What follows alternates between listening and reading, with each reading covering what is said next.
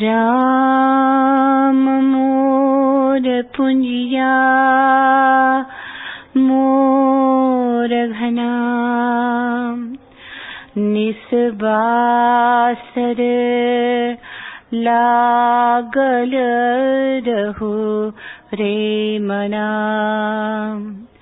आठ पहर तासुरती निहारी जस बालक पाले महतारी। धन सुत लक्ष्मी रह्यो लो भाय गर्भमूल सब चल्यो गवाय। बहुत जतन भेष रचो बनाय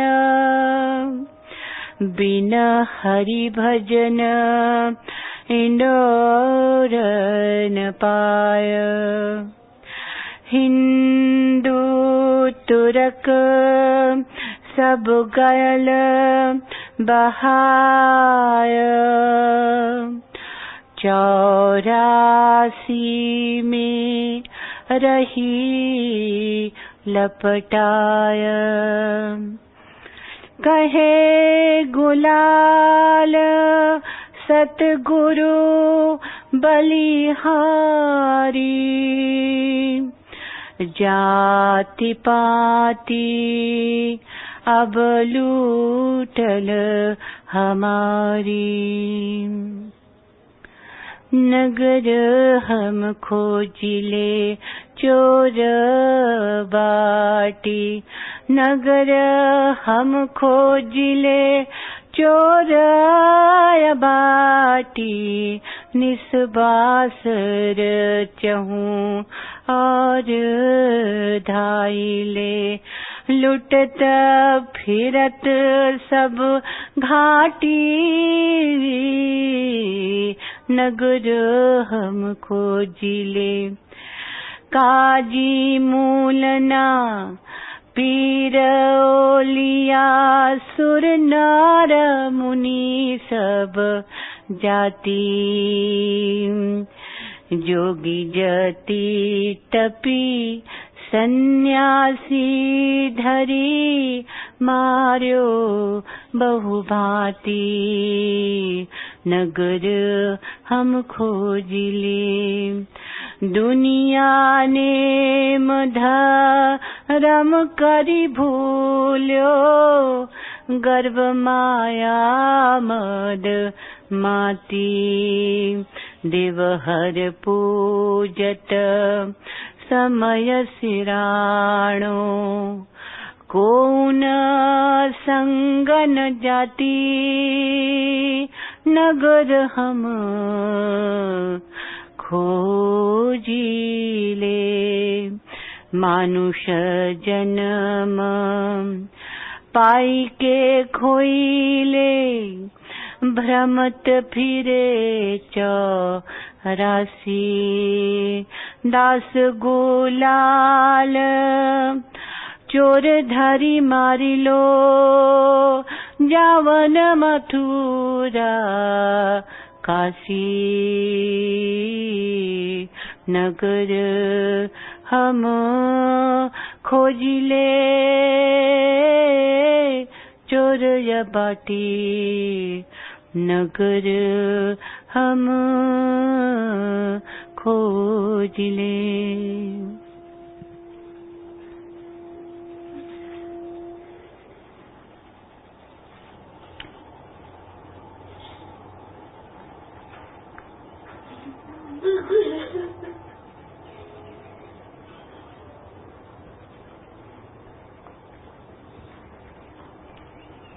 झरत दसों दिस मोती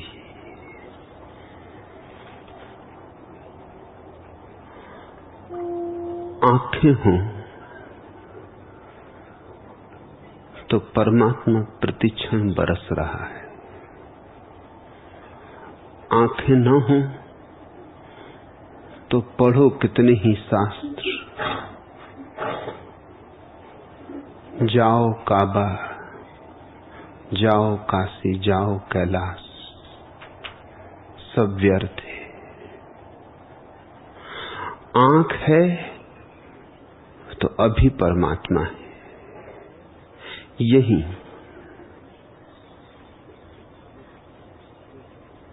हवा की तरंग तरंग में,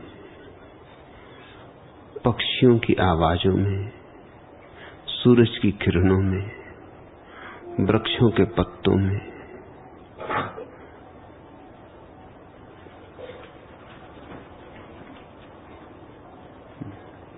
देखो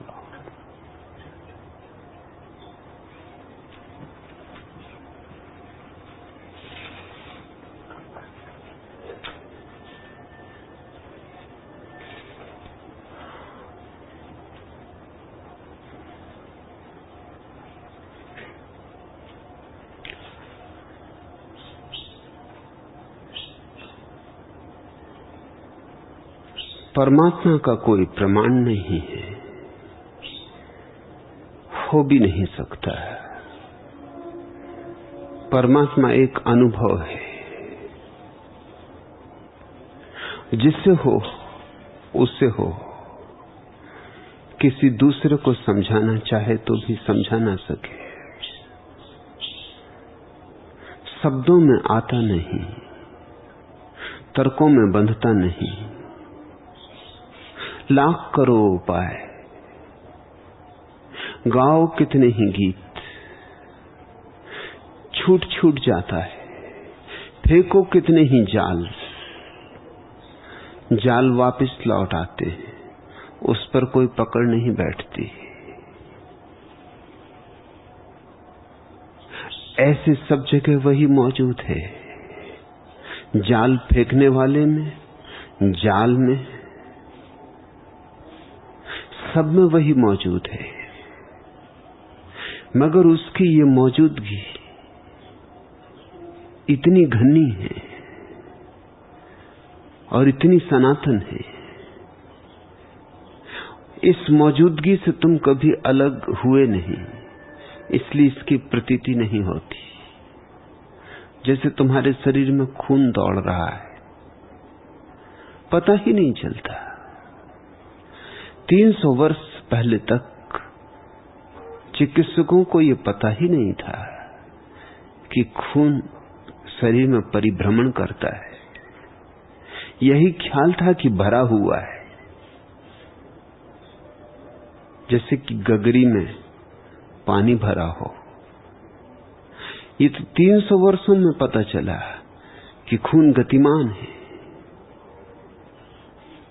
हजारों वर्ष तक ये धारणा रही कि पृथ्वी स्थिर है।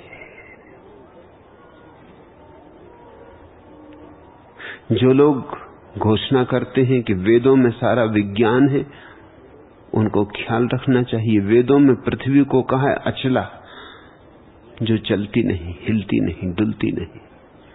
क्या खाक विज्ञान रहा होगा?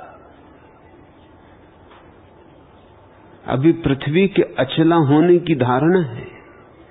अभी ये भी पता नहीं चला है कि पृथ्वी चलती है, प्रतिपल चलती है। दोहरी गति है उसकी, अपनी कील पर घूमती है, पहली गति, और दूसरा सूर्य के चारों तरफ परिभ्रमण करती है। मगर हम पृथ्वी पर हैं, इसलिए पृथ्वी की गति का पता कैसे चले? हम उसके अंग हैं, हम भी उसके साथ घूम रहे हैं,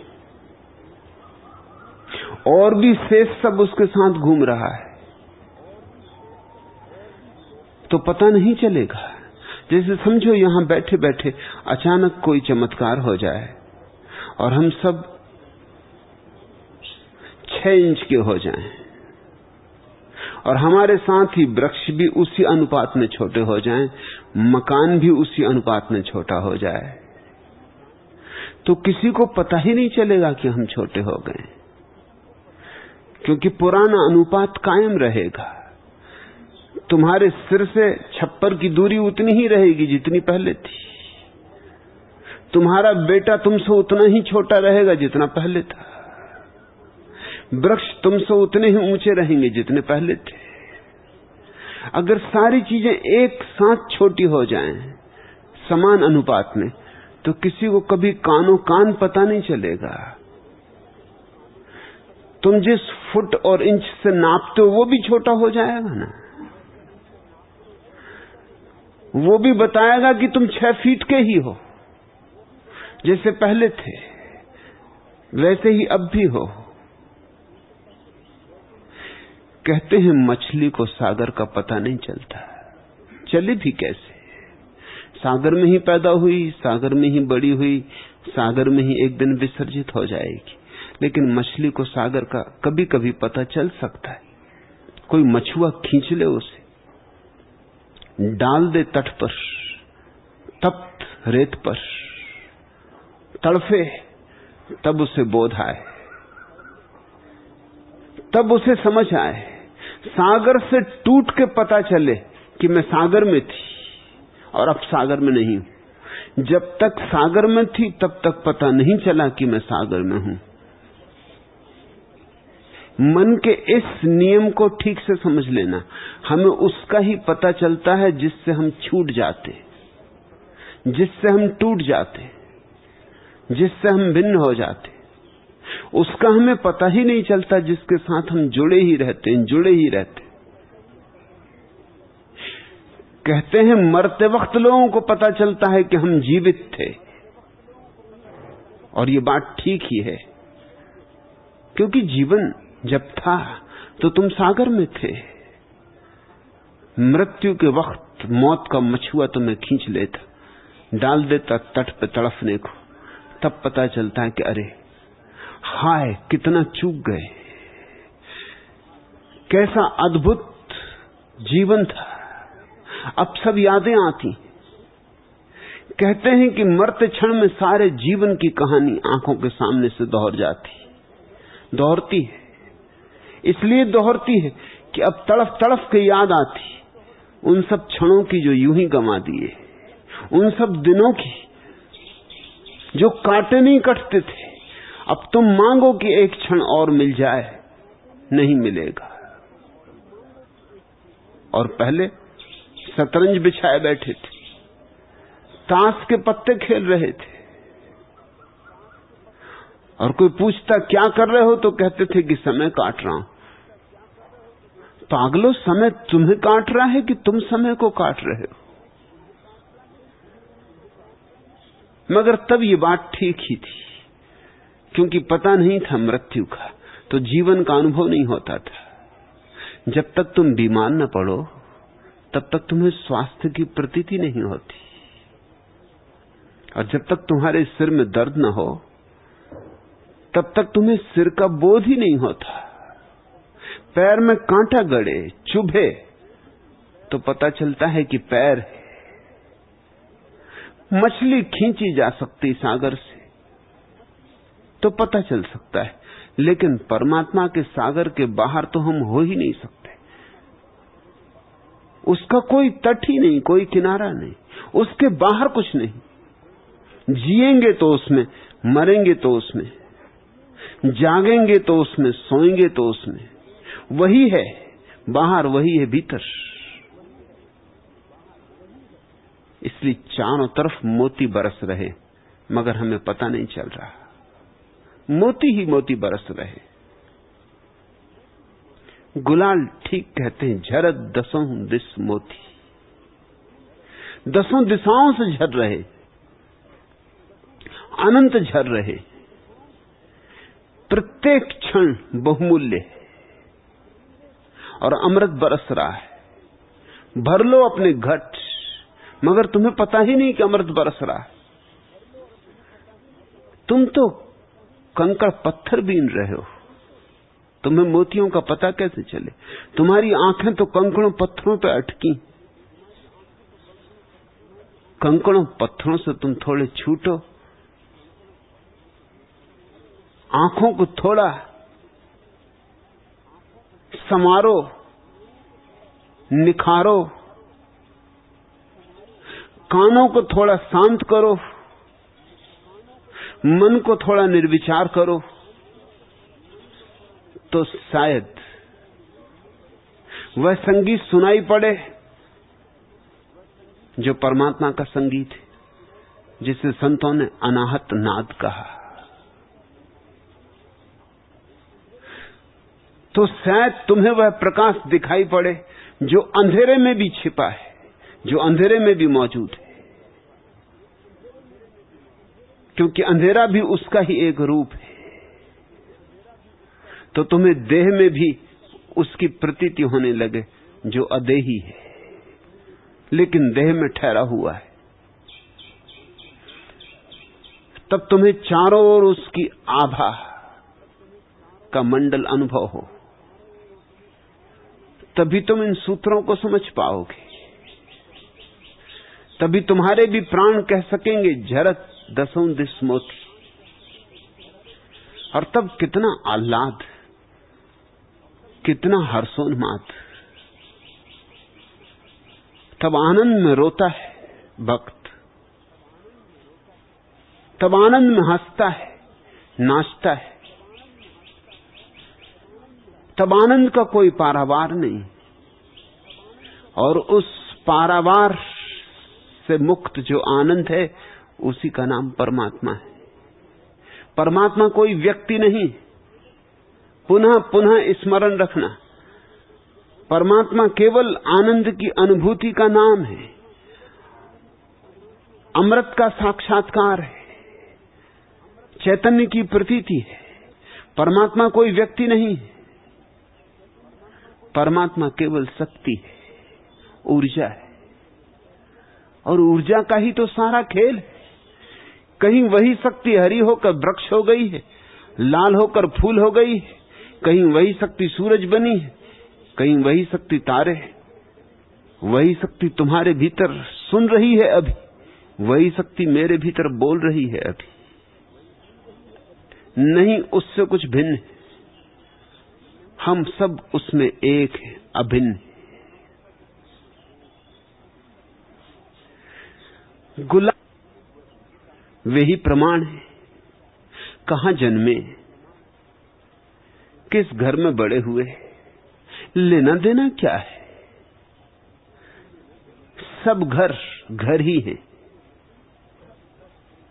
किस गर्भ से पैदा हुए, किस परिवार में पैदा हुए, मां पिता का क्या नाम था, क्या करोगे जानकर भी, जाना भी तो क्या अर्थ है। नाम पते इस दुनिया में चलते, झूठी दुनिया में झूठे नाम पते चलते। उस दुनिया में तो कोई न नाम है, न कुछ पता है, न कोई जाति है, न कोई जन्म है, न कोई मृत्यु है। इसलिए संतों के संबंध में व्यर्थ की बातों को हमने संग्रहित नहीं किया है। इसलिए संतों के संबंध में हमारी जानकारी ना के बराबर है।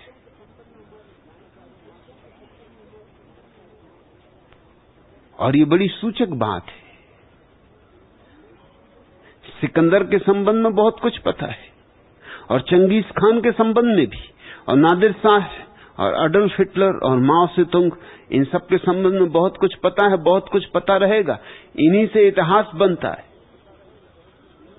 गुलाल का नाम तो तुम इतिहास में खोजने जाओगे तो मिलेगा ही नहीं, किसी पाद टिप्पणी में भी नहीं मिलेगा।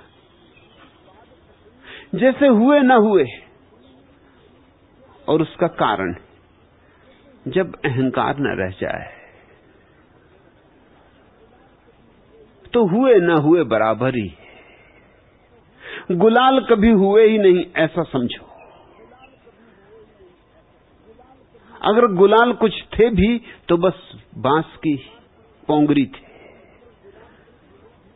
परमात्मा ने उसमें से कुछ गीत गाए, वो गीत हमारे पास है, बस वो गीत काफी। उन गीतों से खबर मिलती है कि बांसुरी भी रही होगी। अब बांसुरी किस बांस से बनी थी, किस रंग का बांस था, किस ढंग का बांस था, कहां बांस पैदा हुआ था, इस तरह की निष्प्रयोजन बातों में जाने की कोई जरूरत नहीं। ऐसी बातों में जाने वाले लोग भी हैं, वे विश्वविद्यालयों में शोध कार्य करते रहते, वे इन्हीं व्यर्थ की बातों में लगे रहते। कौन कहां जन्मा, किस तिथि में जन्मा, किस घर में जन्मा, वो व्यर्थ की बातों में इतना उपद्रव मचाए रखते हैं और इतना विवाद चलाते हैं व्यर्थ की बातों का कि जिसका हिसाब नहीं। विश्वविद्यालयों में थप्पियां लगती जाती हैं उनके शोध कार्यों की।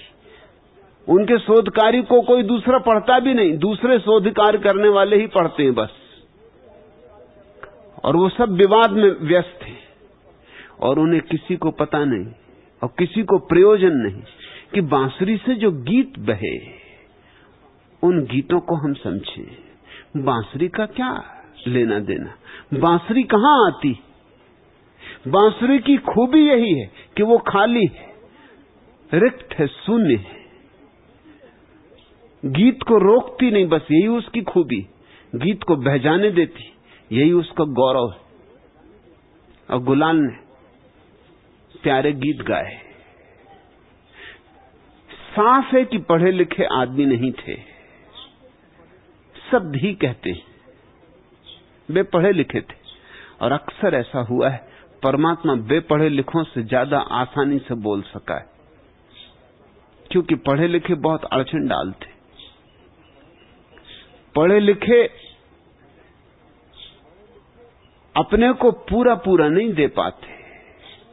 पढ़े लिखे तो वो बोले तो उसमें भी बीच में सुधार कर देंगे, कहेंगे ऐसा नहीं ऐसा बोलो, ये वेद के अनुकूल है, ये उपनिषद के प्रतिकूल हो गया, ये कुरान से मेल खाता, ये मेल नहीं खाता, ये मैं नहीं बोलूंगा, मैं तो वही बोलूंगा जो कुरान में लिखा है, मैं मुसलमान हूं। पढ़े लिखे के आग्रह होते, पक्षपात होते, धारणाएं होती। पढ़े लिखे का अर्थ यह होता है कि बांसुरी खाली नहीं, उसमें शास्त्र भरे हुए, और शास्त्रों को पार करके आना बड़ा मुश्किल है। लोहे की दीवालें भी इतनी बड़ी दीवालें नहीं जितनी शास्त्रों की दीवालें बड़ी दीवालें। ऐसे तो कागजी हैं, मगर ये मन कागजी दीवालों में बहुत उलझ जाता है। ये मन कागजी दीवालों को बहुत मानता है। अक्सर ऐसा हुआ है कि गैर पढ़े लिखों से परमात्मा ने सरलता से अपनी बात कह दी, क्योंकि गैर पढ़ा लिखा आदमी बाधा भी क्या डाले। मूसा के जीवन में उल्लेख है, मूसा एक जंगल से गुजर रहे और उन्होंने एक गडरिये को प्रार्थना करते देखा। खड़े होकर उसकी प्रार्थना सुनने लगे। प्रार्थना क्या सुनी, आग बबूला हो गए। वो प्रार्थना क्या कर रहा था, ऐसी प्रार्थना मूसा ने कभी कल्पना भी नहीं की थी। ऐसी प्रार्थना से तो बेहतर प्रार्थना कोई ना करे, इससे तो नास्तिक बेहतर, क्योंकि वो प्रार्थना में बड़ी अजीब बातें कह रहा था। वो कह रहा था, हे प्रभु, अरे मुझे बुला ले,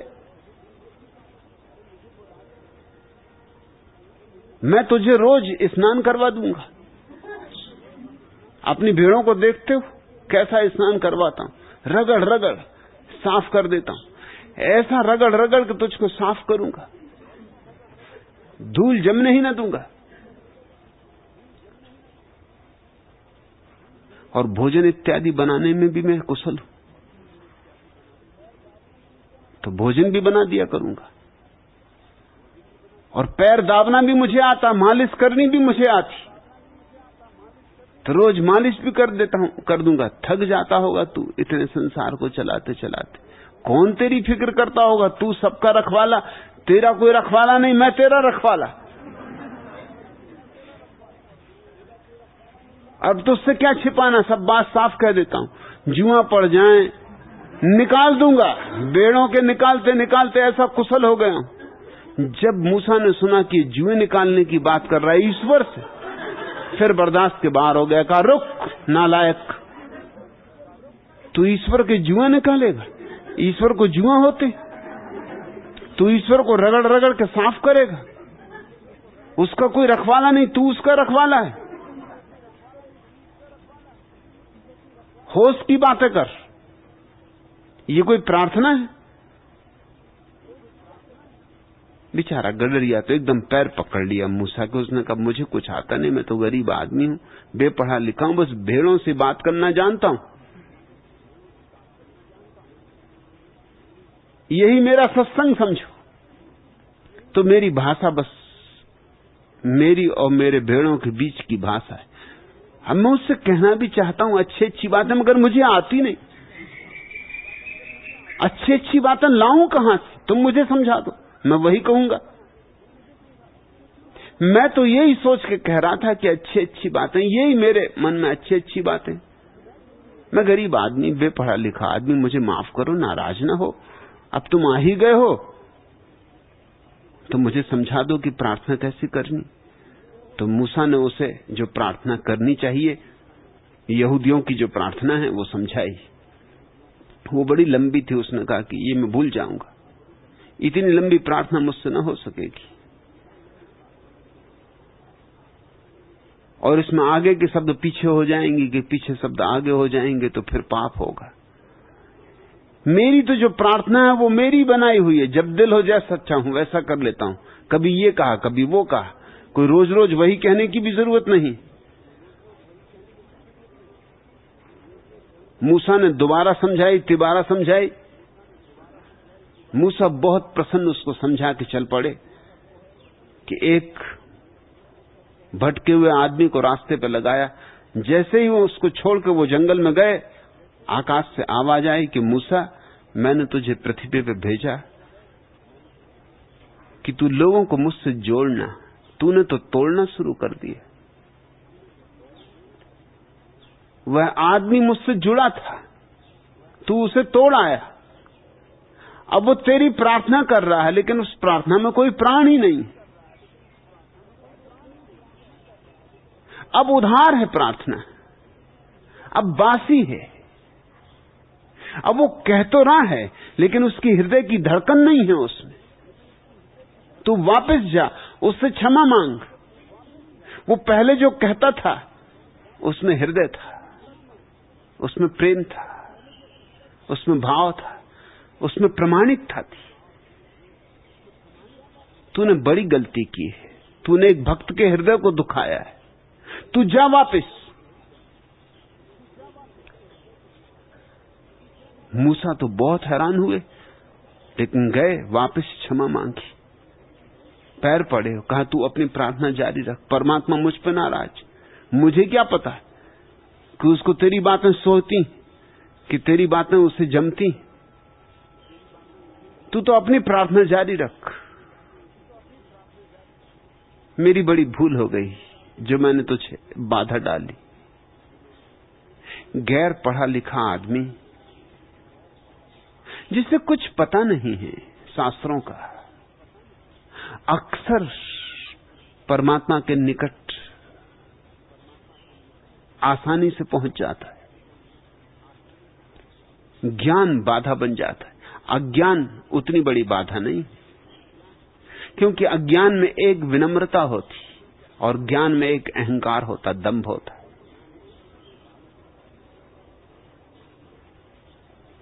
गुलाल गैर पढ़े लिखे आदमी,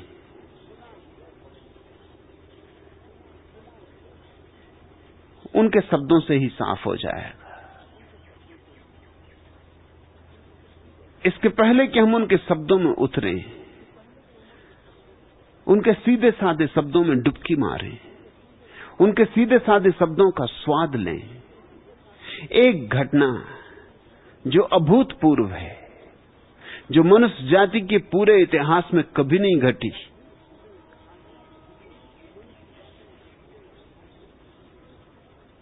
गुलाल और गुलाल के गुरु के बीच घटी। उस घटना को पहले समझ लेना जरूरी है, क्योंकि उस घटना के बाद ही ये सारे सूत्र सरल हो सकेंगे। और घटना अभूतपूर्व है, न पहले कोई वैसा उल्लेख है न बाद में वैसा कोई उल्लेख है, फिर दोबारा कभी घटेगी इसकी आशा भी नहीं, और बड़ी अलौकिक है। गुलाल शिष्य थे बुल्ला साहेब के, ये तो कोई बात खास नहीं। बुल्ला साहेब के बहुत शिष्य थे और हजारों सद्गुरु हुए हैं और उनके लाखों शिष्य हुए, इसमें कुछ अभूतपूर्व नहीं। अभूतपूर्व ऐसा है कि गुलाल एक छोटे मोटे जमींदार थे और उनका एक चरवाहा था बुलाकी राम। लेकिन बुलाकी राम बड़ा मस्त आदमी था, उसकी चाल ही कुछ और थी, उसकी आंखों में खुमार था, उसके उठने बैठने में एक मस्ती थी, कहीं रखता था पैर कहीं पड़ते थे, और सदा मगन रहता था। कुछ था नहीं उसके पास मगन होने को, चरवाहा था, बस 2 जून रोटी मिल जाती थी उतना ही काफी था। सुबह से निकल जाता खेत में काम करने, जो भी काम हो, रात थका मांदा लौटता, लेकिन कभी किसी ने उसे अपने आनंद को खोते नहीं देखा।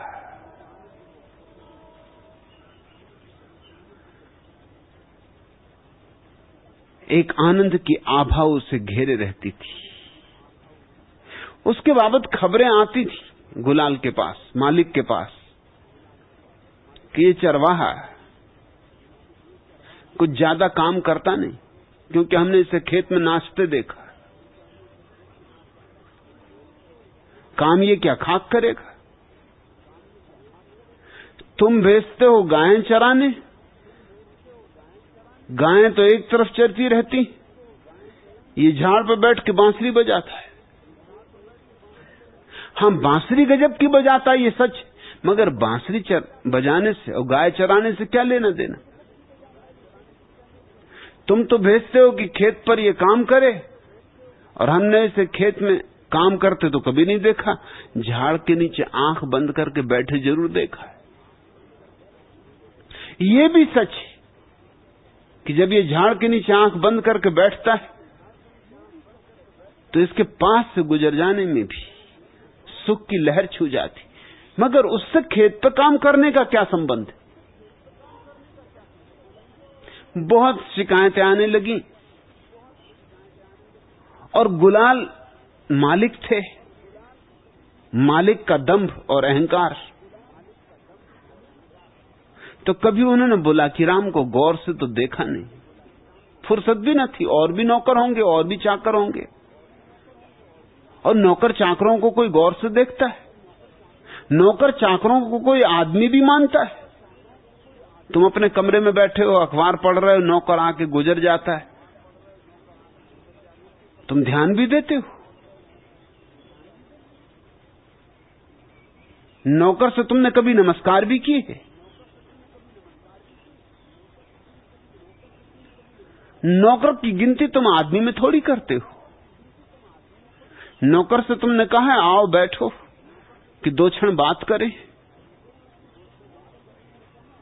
ये तो तुम्हारे अहंकार के बिल्कुल विपरीत होगा। खबरें आती थीं, मगर गुलाल ने कभी ध्यान दिया नहीं था। उस दिन खबर आई सुबह सुबह कि तुमने भेजा है नौकर को कि खेत में बुआई शुरू करे। समय बीता जाता है बुआई का, मगर बैल हल को लिए एक तरफ खड़े और बुलाकी राम झाड़ के नीचे आंख बंद किए डोल रहा है। एक सीमा होती है।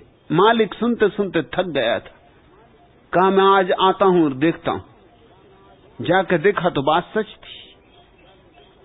बैल हल को लिए खड़े थे एक किनारे, कोई हाँकने वाला ही नहीं था। और बुलाकी राम वृक्ष के नीचे आंख बंद की डोल रहे थे। मालिक को क्रोध आया।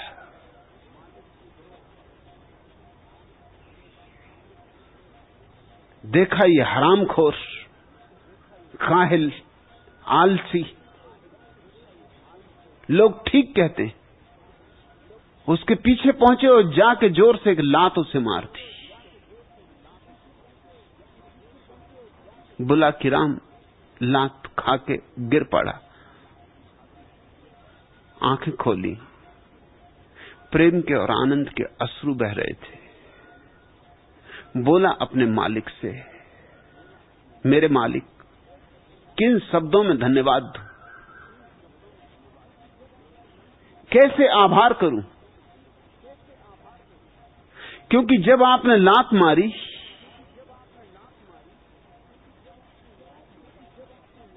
तब मैं ध्यान कर रहा था, जरा सी बाधा रह गई थी मेरे ध्यान में। आपकी लात ने वो बाधा मिटा दी। जरा सी बाधा जिससे मैं नहीं छूट पा रहा था। जब भी ध्यान में मैं मस्त हो जाता हूं तो यही बाधा मुझे घेर लेती। ये मेरी आखिरी अड़चन थी। गजब कर दिया मालिक आपने भी। मेरी बाधा यह कि जब मैं मस्त हो जाता हूं ध्यान में, तो गरीब आदमी हूं, साधु संतों को भोजन करवाने के लिए निमंत्रण करना चाहता हूं, लेकिन है ही नहीं भोजन करवाऊं। तो बस ध्यान में जब मस्त होता हूं तो मानसी भंडारा करता हूं। मन ही मन में सारे साधु संतों को बुला लेते हूं, आ जाओ, सब आ जाओ, दूर दूर देश से आ जाओ। और पंक्तियों पर पंक्तियां साधुओं की बैठी थी। और क्या क्या भोजन बनाए थे मालिक, परोस रहा था और मस्त हो रहा था। इतने साधु संत आए थे, एक से एक महिमा वाले, और तभी आपने मार दी लात। बस दही परोसने को रह गया था, आपकी लात लगी, हाथ से हांडी छूट गई, हांडी फूट गई, दही बिखर गया। मगर गजब कर दिया मालिक, मैंने कभी सोचा भी न था कि आपको ऐसी कला आती। हांडी क्या फूटी, मानसी भंडारा विलुप्त हो गया, साधु संत नदारत हो गए। कल्पना ही थी, सब कल्पना का ही जाल था। और अचानक मैं उस जाल से जग गया, बस साक्षी मात्र रह गया।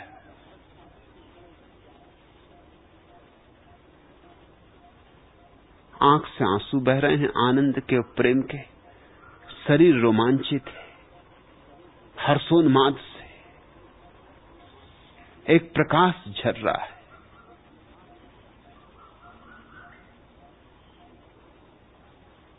बुलाकी राम की ये दशा पहली बार गुलाल ने देखी।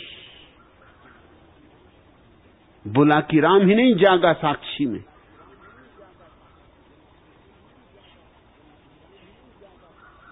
अपनी आंधी में गुलाल को भी उड़ा ले गया। आंख से जैसे एक पर्दा उठ गया। पहली दफा देखा कि ये कोई चरवाहा नहीं,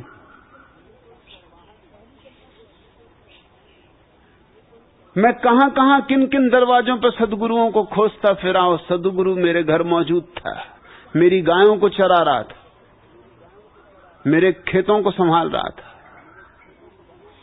गिर पड़े पैरों में। बुलाकी राम न रहे, बुल्ला शाह हो गए। पहली दफा गुलाल ने उन्हें संबोधित किया, बुल्ला साहिब, मेरे मालिक, मेरे प्रभु। साहब का अर्थ प्रभु। कहां थे नौकर, कहां हो गए शाह, शाहों के शाह। कहते हैं बहुत फकीर हुए हैं, लेकिन बुल्ला शाह का कोई मुकाबला नहीं। और ये घटना बड़ी अनूठी इसलिए है कि युगपत घटी। सद्गुरु और शिष्य का जन्म एक साथ हुआ।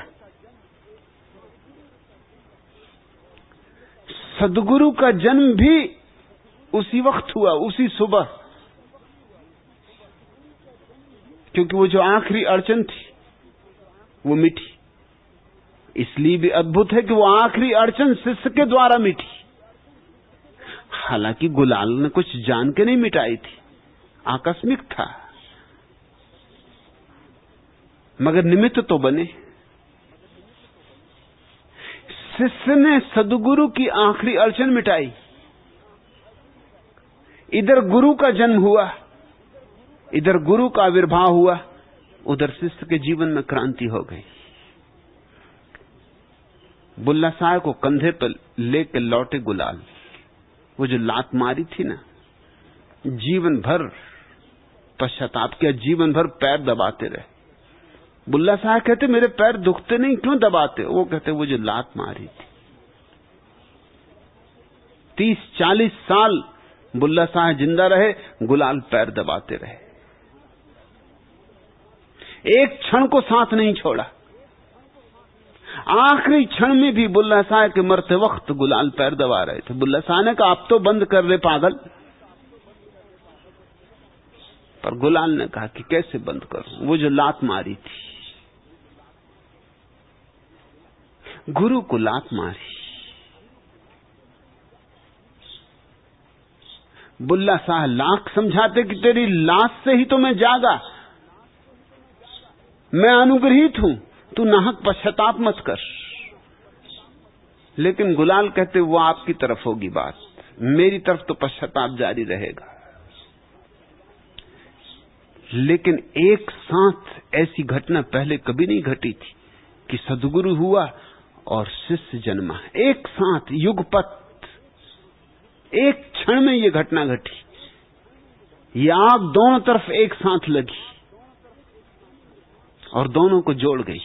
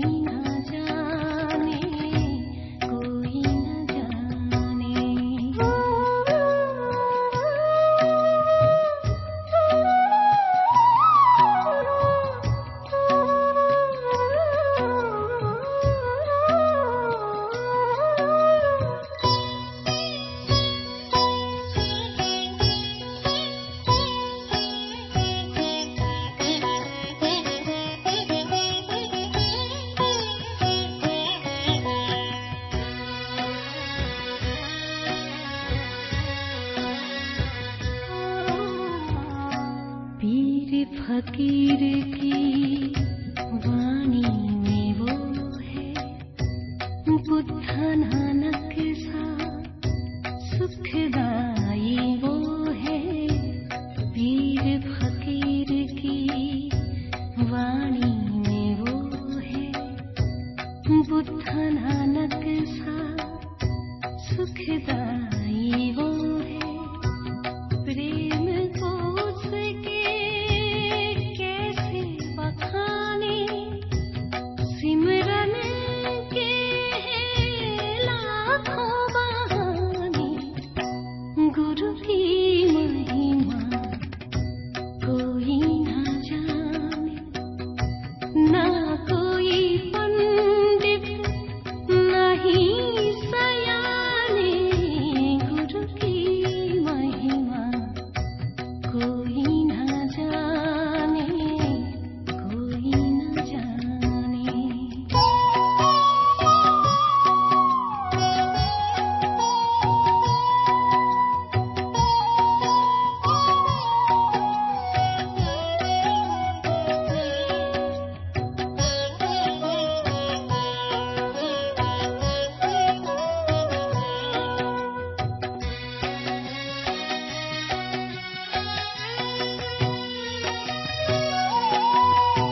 शब्द ना जाने कहाँ खो गए, आँखें मन की जुबां हो गए। शब्द ना जाने कहाँ खो गए, आँखें मन की जुबां हो गए। लगन लगी संग प्रीत अगोचर, लोग लगे हमको समझाने। गुरु की महिमा कोई ना जाने, ना कोई पंडित नहीं सयाने। गुरु की महिमा कोई ना जाने, गुरु की महिमा कोई ना जाने, कोई ना जाने, कोई ना जाने, कोई ना जाने, कोई ना जाने।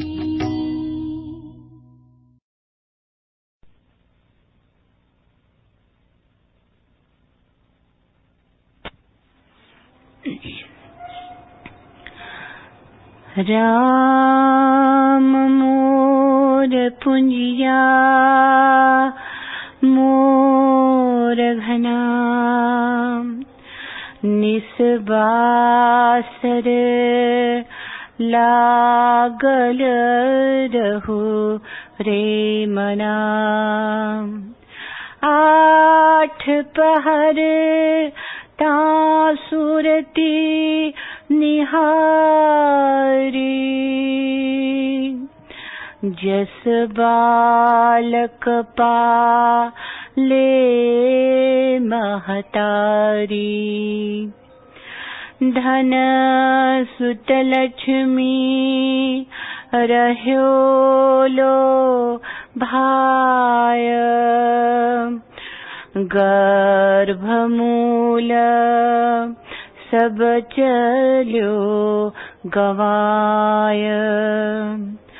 बहुत जतन भेष रच्यो बनाय। बिन हरि भजन इंदोर न पाय। हिंदू तुरक सब गया।